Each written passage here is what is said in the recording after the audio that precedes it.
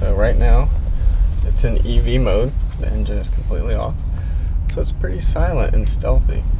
But there's also sports mode. So I'm going to flip it to sport and I'll show you this initial torque. So 3, 2, 1.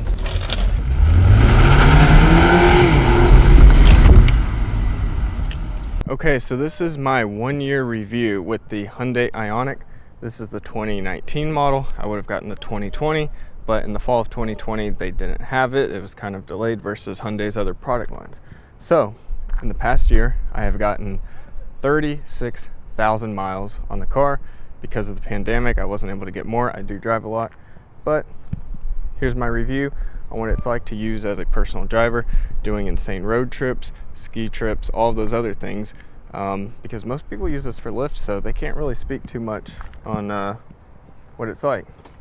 So a problem with black is it does show up a lot of the issues and scratches and dents, all of that, but it's pretty good. I like the way it looks. These are 20% tinted windows. And as you can hear, there's an old combustion engine in the background from a truck. Now, the thing that makes this different versus pickup trucks is that it gets way better gas mileage. So I don't know how the audio sounds on this, but we're doing this all in one take. This gets 59 miles per gallon rated with the highway. But if you drive normal, you can probably get better. The downside is a lot of people, when they think of highway, they think of interstate driving, going like 70 to 80 miles per hour. When that happens, this is probably going to drop down to maybe 54, 55 miles per gallon, which isn't something to laugh about, but don't get your hopes up. The 59 is when you're probably going maybe 65 miles per hour. Now, if you're going 50 to 60 miles per hour, this thing easily gets over 65 miles per gallon. One of my best trips, I've easily gotten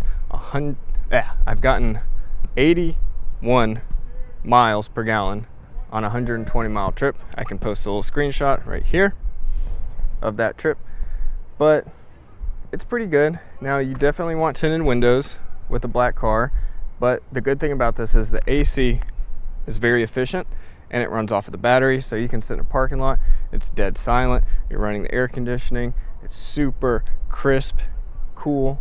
Like, you don't have to wait for like the engine and compressor and everything to start like getting up to date, because I know on my older cars it's like, oh, you got to start driving to get the AC all warmed up. This one, boom, instant. That's one of the great things about it. The downside is in the winter, the heat sucks because the engine is so small. And then obviously when you're driving in EV mode, when you're running off of the battery only, there's no heat.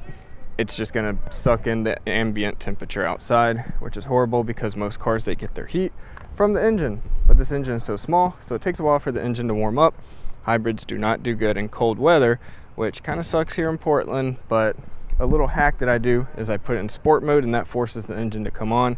And then once you get the hot air, then you should be good.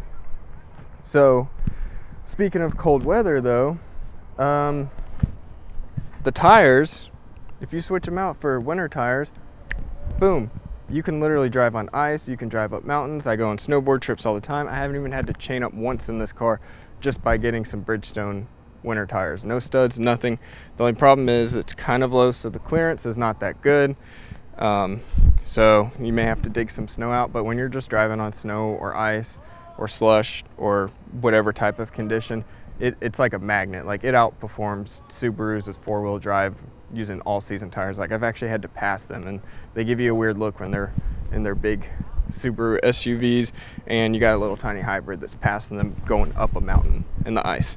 So traction, all of that, good winter car. The hatchback is pretty long, so if you lay the seats down, you can actually camp in it. I've done that before. You can lay snowboards, you can probably put like a short ladder. I mean, it's pretty good for carrying around long stuff, so as long as it fits, then you got that. The hatchback, one of the problems is when you're using a key, there's no button to pop it. You have to only manually do it like this. And then there's no way to get it down. You gotta like kind of slam it. But yeah, there's no button to pop it. There's actually a button that shows that you can hold it. Nothing happens. It just unlocks the trunk, but you still have to manually do it. So that's one of my gripes with that. And then when you're in the back, if you're trying to camp, you can't really there's no release hatch, so you can't just pop it up. You have to climb out the side. But most people aren't camping in this. Again, this is just the blue model, so I don't have the LED lights or any of that. I don't have the automatic cruise control.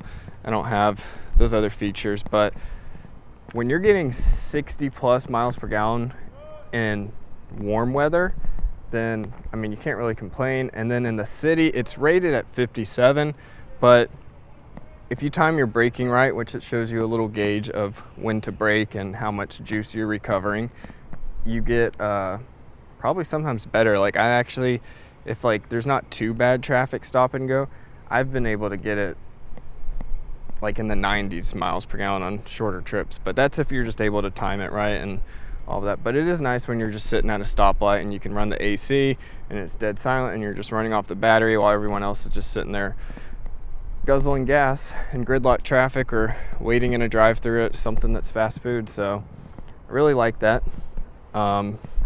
This thing is actually probably the favorite car that I've had so far out of the past 3 cars I've had.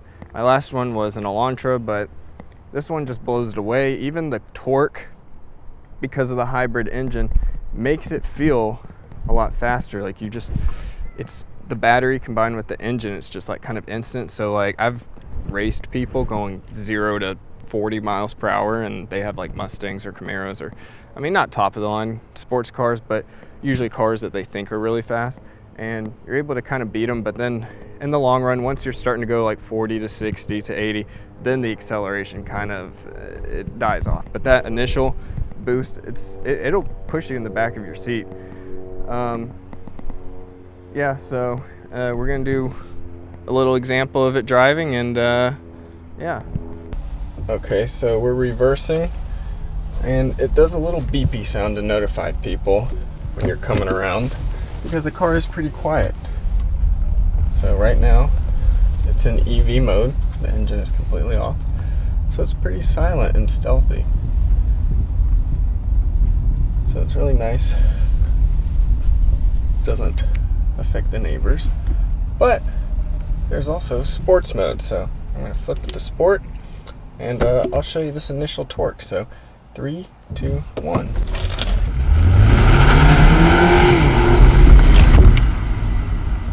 And that is pretty much the acceleration. I only got up to about 20 miles per hour on that, but that is definitely instant. And we're back in EV mode.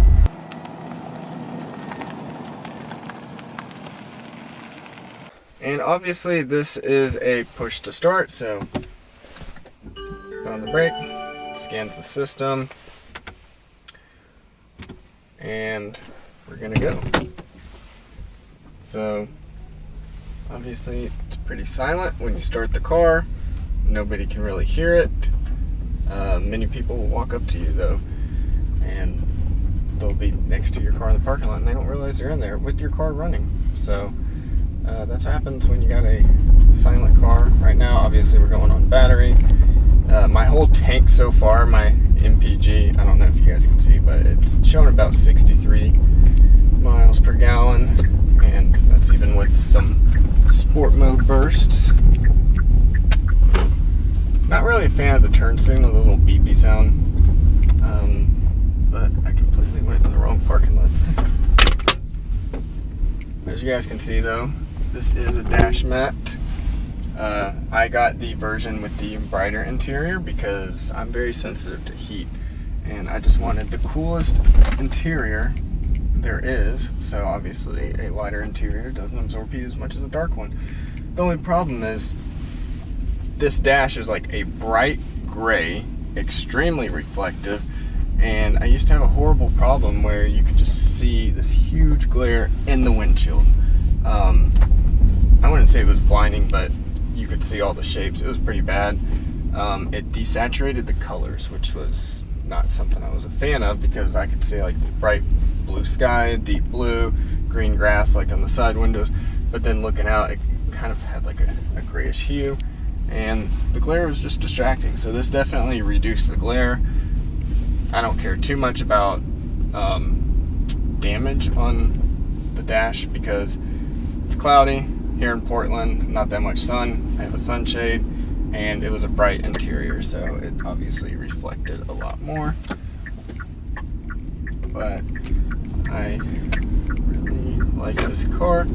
So if you do this, you got the AC, dual, you can do different things. So maybe I'm cold and I want some heat, but the passenger is hot, we can do that. Or you can just do driver only, so the other person may be just satisfied. Or you're driving by yourself and the temperature outside is not too extreme and you just want to save energy.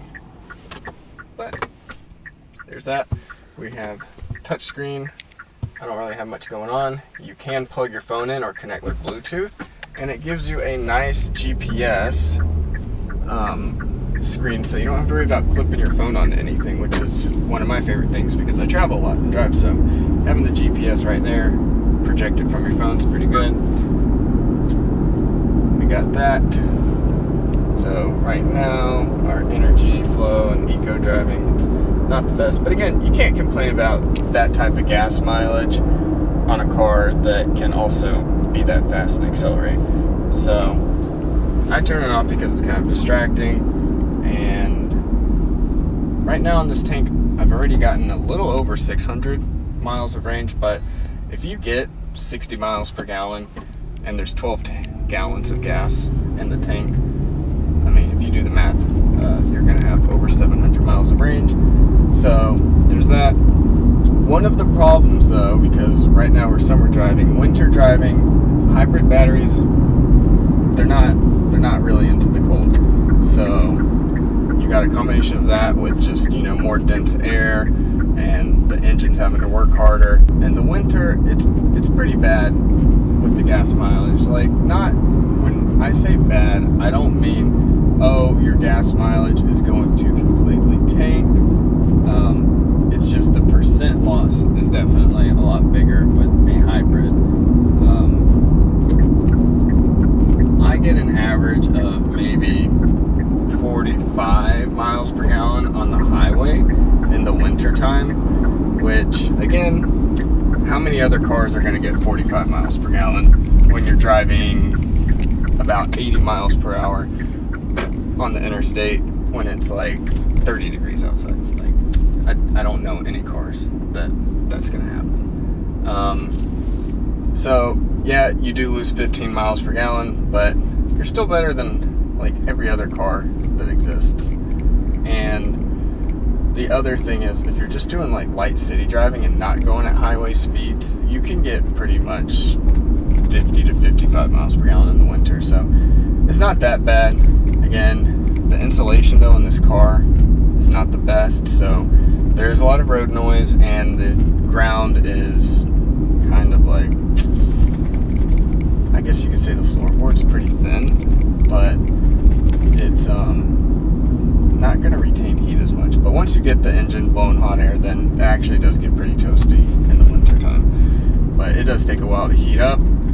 Okay, so another kind of gripe that I have with this car is the hatchback. It's cut in half, so you just got to get used to that. Alright, so we got it on normal drive, and then we're going to sport mode, and